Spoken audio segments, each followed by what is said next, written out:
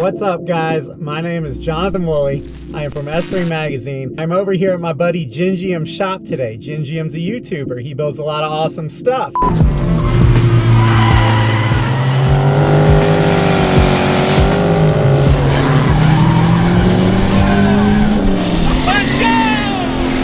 It's so sketchy.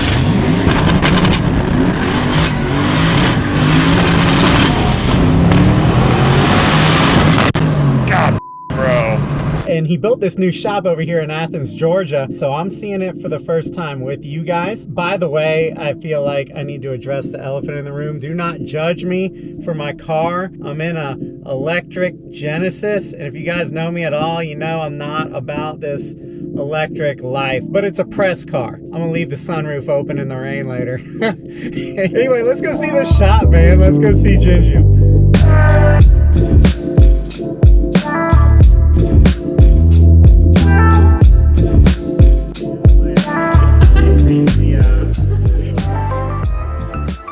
Welcome. What's up, Welcome. Gingium? Yo. This is technically, on my channel, we like to call it the Ging-Na-Sium, but that's kind of wrong. Say that again? Ging-Na-Sium. Ging-Na-Sium. Yeah. For those of you guys that don't know, Gingium came from Chicago. How can you tell? How can you tell? It's just a little surface rust. Exactly, that's just surface rush. So I started as a gaming channel. Got bored of playing video games all day. Believe it or not, that can get boring. And now here we are. Sweet. So this is my small little shop here in Athens, Georgia. It's 1,600 square feet. You know, nothing too big, but just enough space to have. Got 2 lifts in here. You have 3 to 4 vehicles. Hey, let's just admire these clean floors for a second. I know, and they've held up great. That's just Rust-Oleum. Get the two-part epoxy. So when we first moved in, it didn't have paint on the walls. You know, this was all wood and bare and rusty. The floor was, it did have an epoxy on it beforehand, but it was half there pretty much. So we epoxied the floors, painted the walls, put the LED lighting in, and that's really all you need to make a shop look pretty cool. Floors, walls, and lots of light. Right here is the sleeper Volvo. It's a turbocharged LS. Right now making 760, but we just put a bigger turbo on it and flex fuel, so we're hopefully gonna get into the 9s.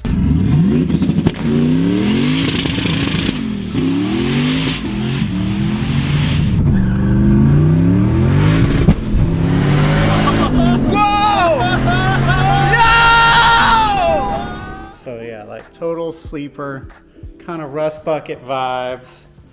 But I've been in this thing and it is absolutely a missile. Kind of like the Challenger. Like you kind of feel like it might, not the Challenger the car, the space shuttle that disintegrated. It kind of feels like it could come apart at any minute. Yeah, it is a little sketchy. It's so sketchy. We got, I don't know, shop stuff, big rack, metal storage. First thing I ever made with my plasma cutter. Nice. Yep. Right here is the current project. This is my drift truck. Currently building it into phase 2. It was running and driving for a couple of years with a 1UZ, and now it's supercharged. Now it has Nissan 240SX front suspension. A lot of angle, as you can tell. That's not even at full lock. Beautiful Koenig wheels, of course. It's got a CD09 now. Instead, it used to have an SR20 transmission. So this one should be running and driving hopefully pretty soon. I mean, there's still a lot of little things to be done, but the engine's in there and it's on the ground. Oh yeah. But yeah, so this is the fab area. We got some nice Langmuir system, you know, fabrication tables, Langmuir system, plasma cutter with HTP plasma cutter. I guess that's the CNC table, that's the plasma cutter.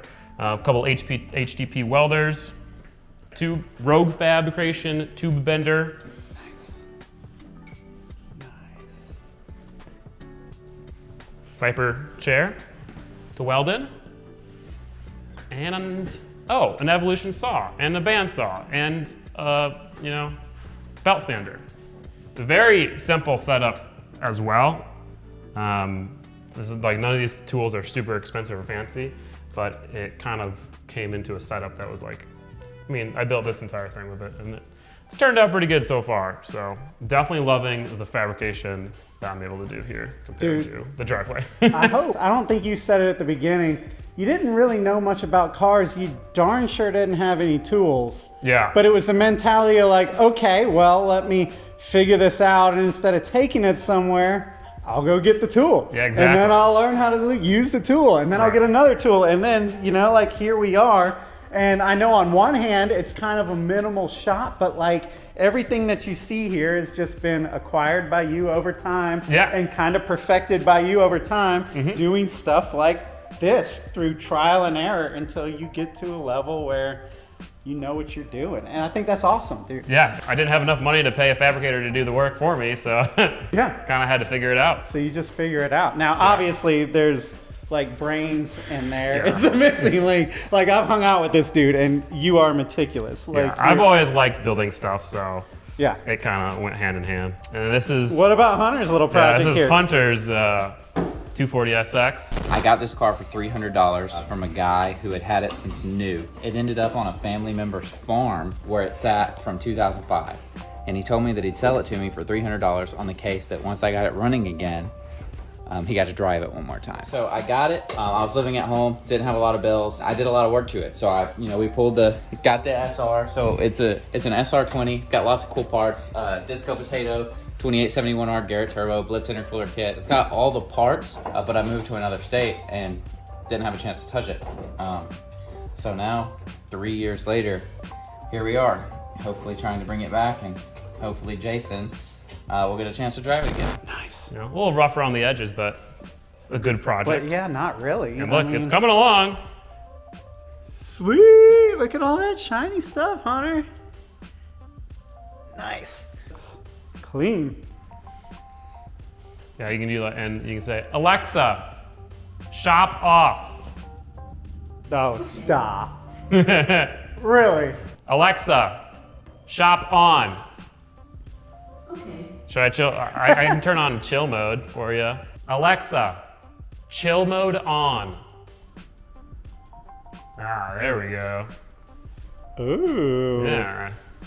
Yeah, this is like the after you're done working in the day, you wanna chill out, watch some TV. Do you spend your whole life here now?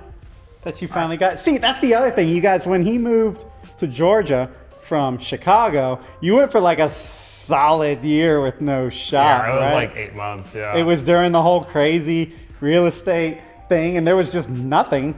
Yeah. And then ended up finding this one, and what? This is 30 minutes away from where you were, so now you moved over here. Yeah, I mean, so it's pretty much it for the shop. It's a small shop, but the goal and what we've been trying to push is kind of keeping it organized, keeping it efficient, you know, building stuff like the rack, and just, we're just trying to make it as workable as a shop as possible for the space. You know, 1,600 square feet seems like it's pretty big when you first move in, but once you get a couple cars in here, it fills up pretty quickly.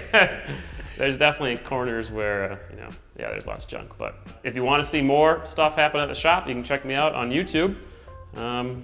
Thanks, Koenig Wheels, for coming and checking out the shop. Woo woo. Wait, I guess we'll get to that. Oh, yeah. I guess that was kind of supposed to be closed. That's the bathroom. Also, in addition, when I first moved in here, this place did not have a bathroom, so we turned the closet into the bathroom. Really? No bathroom in here? Yeah. Hey, look at that.